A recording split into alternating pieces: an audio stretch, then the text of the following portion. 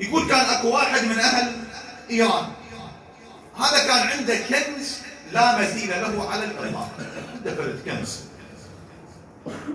وجوهرات على ياقوت على ذهب، فرد احجار ثمينه، راد يروح للحج. يقول كان يخاف من اولاده، خاف ياكلون عليه المال، خاف يقسمون المال بيناتهم، خاف يغدرون به. فوين اود فلوسي وين اود فلوسي؟ قالوا له بطريقك مر على العراق وروح للنجف الاشرف، تلقى ناس هناك ثقه اهل للامانه. اجى هذا الرجل سال، وصل للنجف، زار امير المؤمنين، سال، دلوه على صاحب محل، صاحب دكان، قالوا له هذا الامين، هذا المعتمدين عليه، هذا المؤمن بالمنطقه، هذا خوش ادمي ما تطلع منه الا الزينه. راح قال له انا بدي اروح للحج وهاي الجنطه امانه عندك. اخذ صاحبنا الجنطه، هذا الرجل راح للحج، ذاك بالحج يؤدي مناسك الحج، هذا صاحب الامانه قال انا خلصت عمري كله تعب وضيم، كل شيء ما حصل من ذاك اليوم لهاليوم، وهاي الجنطه شنها بيها ثمن، بيها شيء غالي، بيها كنز. جاب له فرد كومه مفاتيح وظل يفتح بيها في سبيل تنفتح الجنطه. بالنتيجه الجنطه انفتحت، لما انفتحت الجنطه لقى بيها كنز ما له مثيل، ما شايف، مجوهرات، ياقوت، كذا، لؤلؤ. قال خلاص هذه بعد ملكي، اللي صارت زين.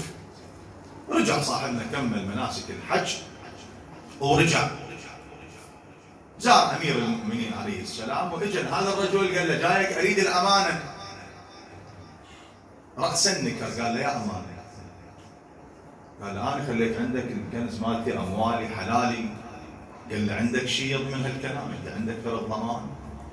قال له ضماني ايمانك، ثقتي بيك. قال له ما عندي اي امانه الك يمي، ما موجود. حاول وياه راد، قال له ما عندي. توجه صاحبنا لضريح امير المؤمنين، راح اشتكى عند علي بن ابي طالب. قال له ابو الحسن انا جيت هنا لمنطقتك لمدينتك، التقيت بالناس، شوف هذا شنو سوى بي، خان الامانه، كذب علي، غدر بي، ما وفى بالوعد وياي.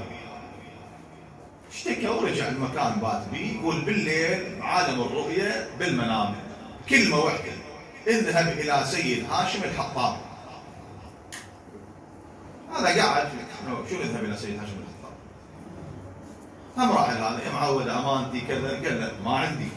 هم توجه لعلي بن ابي طالب، زار امير المؤمنين هم اشتكى، رجع بات بنفس المكان هماتين وهاي الكلمه في عالم المنام، اذهب الى سيد هاشم الحطاب. يقول بعد صار مرتين، قال خلي اشوف اخاف هذه الرؤيا صادقه. اجى يدور على سيد هاشم الحطاب، دلوه على سيد هاشم، قالوا له تلقاه بالغابه. اجى لسيد هاشم لقاه رجل معمم، كان مرجع في زمانه يحتطب الحطب، يشيل الحطب يبيعه، يشتري بفلوسه اكل وياكلهم وماشي حاله. يقول رحب بيه، قدم له الضيافه، بعدين قال له شنو قضيتك؟ قال له هذه قضيتي. قال له طيب يوم الجمعه راح تصير صلاه وتحضر بهذا المكان، وان شاء الله ترجع لك الامانه، الجنطه مالتك ترجع. يقول اجى حضر سيد هاشم الحطاب والناس متجمهره، من ضمن الحضور هذا اللي عنده الامانه، اللي لازم يكون صادق بوعده وفعله وامره وامانته.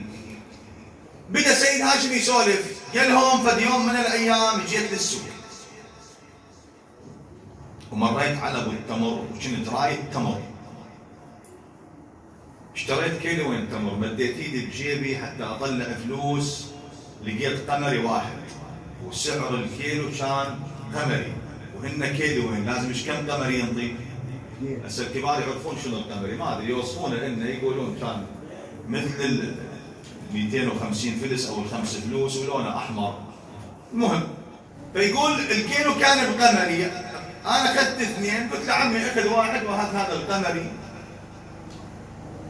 اخذ كيلو، اعطيني كيلو واحد وهذا القمري. يقول قال لي لا سيدنا، شو وقت ما تجي وتجيب القمري؟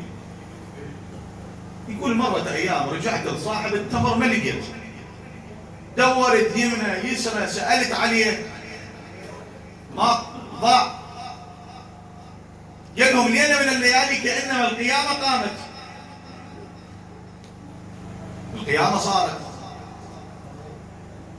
باوعت ناس متجمهرين واقفين، بهالاثناء صادفت ابو التمر، هذا اللي باع لي تمر ظل يطلبني قمري. يقول لزمني، قال لي تعال سيد هاشم لزمتك انا طلبك قمري. قلت له شو تريد الان؟ قال لي فلوسي. قلت له عمي الحال مو حال اموال، احنا بغير عالم هسه. قال لي ماكو، لو تنطيني فلوسي لو اتصرف وياك تصرف اخر. قال له ما عندي فلوس، شو تريد تتصرف؟ قال له هذا صدع يا غرزه بفخذك او القي عليك شيئا من عذاب، انا جاي اتعذب هسه. قال لهم فغرز اصبعه في فخذي،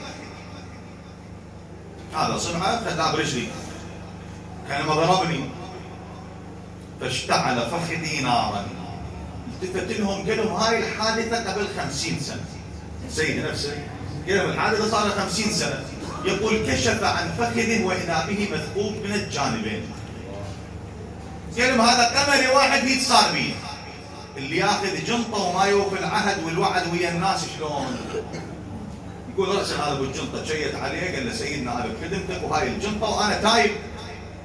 شاهد الكلام، اذا الناس صار عندهم انه انا صادق، انا امين، انا مؤمن، لازم اكون عند هذه الثقه بافعالي ووعدي وعهدي واداء امانتي. النتيجه بعدين هذا الرجل رجع الجنطه وانتهت الموضوع على خير.